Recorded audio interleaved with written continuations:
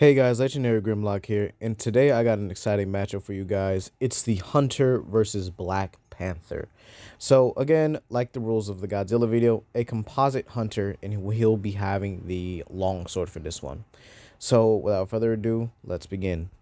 The King of Wakanda is the 8th smartest man in the world, but that's not all he has.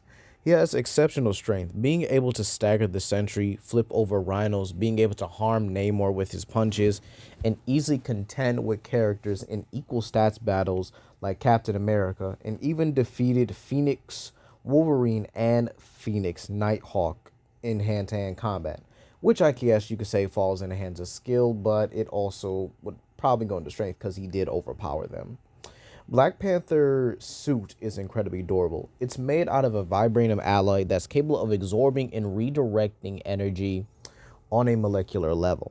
So Black Panther has been able to absorb reality warping capabilities of Sentry, have been able to pretty much withstand Man-Thing's fear touch, but it's both a soul manipulation or a soul resistance as well.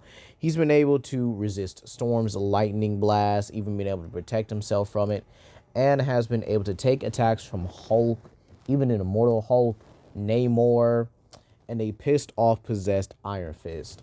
So T'Challa's vibranium alloy is just absolutely ridiculous and absolutely overpowered here, to the point where he has other weapons that come with it. For example, his anti-metal claws. Now, these claws are able to break down any substance on the subatomic level, I believe it was, right? And he's done this, he's been able to shred through a pretty much a metal coffin that Magneto's has been able to give him. He's been able to break down any metal, and his claws have been able to cut through characters like Hulk, Namor, even characters with like planetary to higher levels of durability. Vibranium just passes right through it like it's nothing. He's also able to use the vibrational energy that he has in his body and is able to store it, or that at least he's collected over the years in his suit and is been able to store it and release it in energy blast, capable of matching Iron Man's repulsor blast. This is important because Iron Man's repulsor blasts have been able to harm the Hulk. He also has incredible gear. He even has gear that's capable of cutting through the Hulk like a hot knife through butter. This includes the Immortal Hulk, and this was an Immortal Hulk that had the gamma energy of Red Hulk as well. And this was basically like an enhanced Red Hulk as well that he absorbed from the one below all's place. And yet Black Panther was able to cut this guy like it was nothing. So again, Black Panther's gear is just absolutely fearsome. He even has the ability to basically nullify anything with the Red Panther habit. This is a suit, or at least in basically an additional energies onto his suit that he's been able to use to basically just wail on an enhanced version of Doctor Doom, or an enhanced variant. And this Doctor Doom was able to kill multiple universes and even kill, multiple things like the Star Brand, the Phoenix Force, and Doctor Strange's. So again, T'Challa is actually exceptional in both strength, durability, and weaponry. But what about his skill? T'Challa is actually one of the best hand-to-hand combatants in the Marvel Universe, and with the experience he has of the past Panthers, his skill is pretty much nothing to scoff at. Combine that with the fact that he has weapons that can bypass your durability, and he is an absolute menace. But let's move on to his opponent, the Hunter. The Hunter from Monster Hunter is the main character in the franchise and has pretty much existed throughout all the Monster Hunter games, being able to defeat things like rare species to, well, black dragons. And let's talk about it, right? The Hunter's strength level easily exceeds the likes of planetary margins, easily is star level, if you really think about it. He's been able to stagger and even move around characters like Fatalis, who can go and pretty much move the moon, and was able to stop the planet's rotation for a time being. This even includes being able to harm and pretty much break the teeth out of monsters such as Dalmador, which has been known to consume stars. So again, the Hunter is absolutely, and I mean ridiculously, overpowered. The Hunter is also incredibly fast, being able to keep up with monsters such as Zenogre, Lunagarin, Odogaron, and even Elder Dragons such as Garuda Daora. This will put the Hunter at massively faster than light when it comes to both travel speed and combat speed, okay? So let's go into the Hunter's, well, durability. He's even able to take around pretty much anything comes at him, even the attacks that would bypass and harm his durability. For example, he's able to take attacks from a Cantor, which is known to burn the opponent's soul. Attacks from even a Raging Brachydios, which can cause tremors. It's absolutely ridiculous. He can even take attacks from Elder Dragons in their natural natural element, including the likes of the following.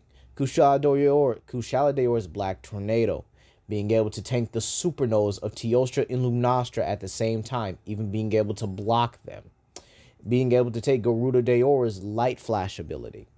Being able to tank attacks from, Espinas and other Elder Dragon level monsters like Devil Joe, Luna Garen, Garen Golem, all these Elder Dragon level monsters. And again, these guys would range from planetary due to how the Elder Dragon lore works and pretty much functions. They have planetary to just about, or at least if you want to lowball or go lower, they have multi-continental.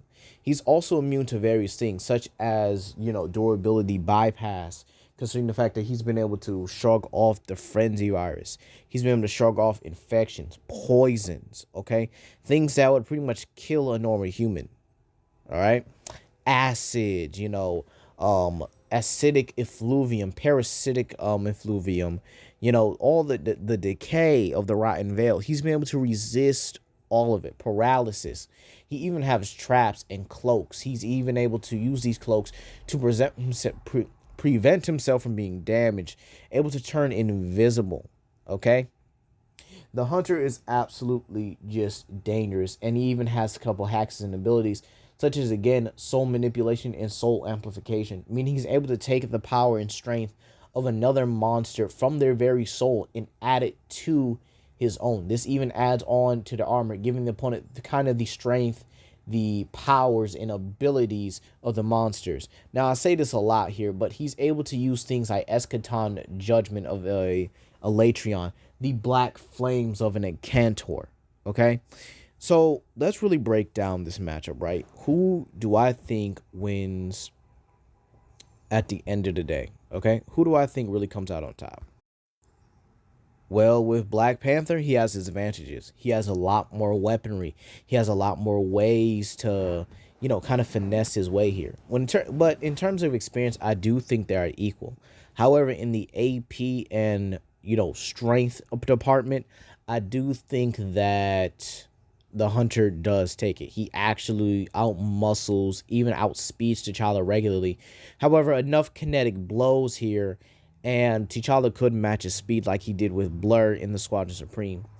However, the Hunter does have a couple ways of beating T'Challa. He could bypass his vibranium armor and could even attack his soul. Yes, I know T'Challa has soul resistance, but that doesn't mean his soul cannot be damaged.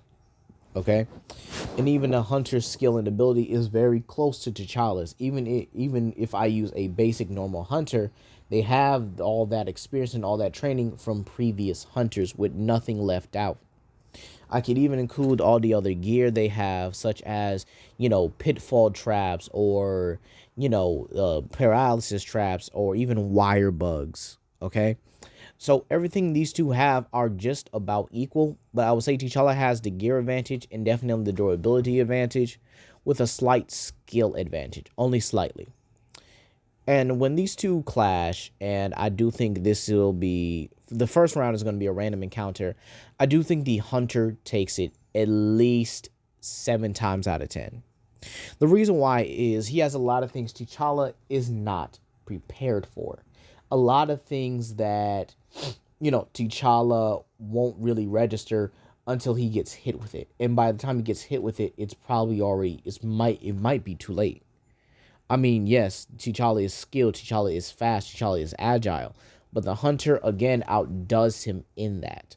He's capable of taking down things just as agile as T'Challa, like a Dogoran, whose synapses actually fire so fast that he's able to dodge light.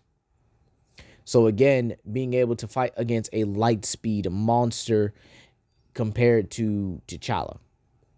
Yeah, I'm not downplaying him or anything here, but again, in a random encounter, I favor the Hunter more often than not. But you might say, well, what about a prep scenario? What if they both took notes from each other, took notes off of each other, and they both went, um, in a prepared battle against each other? Well, I think this is kind of where T'Challa does take it his 7 times out of 10. If not, maybe slightly more. I do think he takes it slightly more than the Hunter. And here's why, right? T'Challa is going to bring countermeasures for the Hunter's abilities. He's going to have soul protection. He's going to have some nullification specifically towards the Hunter's abilities. However, this does not guarantee that the Hunter isn't, going to give him that work. Again, the Hunter could very well walk away a winner because, again, he has at least 3 out of 10 chances to beat T'Challa. In the Hunter's way, he's going to use his cloaks. He's going to use his traps. He's going to lure T'Challa in an area where he has the advantage. And he's going to exploit that advantage and make sure T'Challa doesn't get out of that area he can use. Maybe even lure him to an area where, he might drop a tree. He might drop a boulder. You guys get what I mean. He's going to use the environment a lot better than T'Challa can. And I do think that this is a very close matchup. Despite the differences they have, I do believe prep-wise and even random encounter-wise, both of them actually take it. All right? If I had to base it off who I would give the first win overall, again, I would side with the Hunter. Because he has just better stats overall than Black Panther, while Black Panther has better gear overall. The Hunter is going to get worked a lot. He's going to have to work for this fight here. It's like a Hunter against another Hunter. It's not comparable to big monsters where the Hunter has just a tad bit more advantages than the actual monster. So at the end of the day, while I do favor the Hunter, I do think in a random encounter, he wins, and in a prepped match, Black Panther wins. But that's going to be all for today. Please comment, like, and subscribe, and share with your friends. This is Legendary Grimlock, and I'll see you guys later. Peace.